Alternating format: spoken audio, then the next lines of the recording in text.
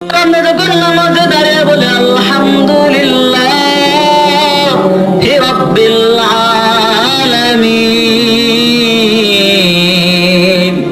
বান্দা যখন বলে আলহামদুলিল্লাহ, সমস্ত প্রশংসার মালিক একমাত্র আল্লাহ।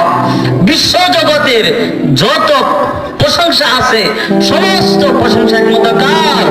আল্লাহ, যিনি কি পৃথিবীর গোটা তামাম পৃথিবীর মালিক আল্লাহ।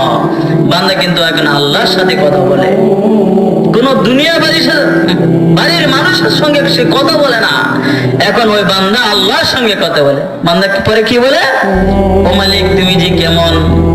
আল্লাহ রহমান রহিম। এই বান্দা নামাজের মধ্যে বলে দেয় আর রহমানির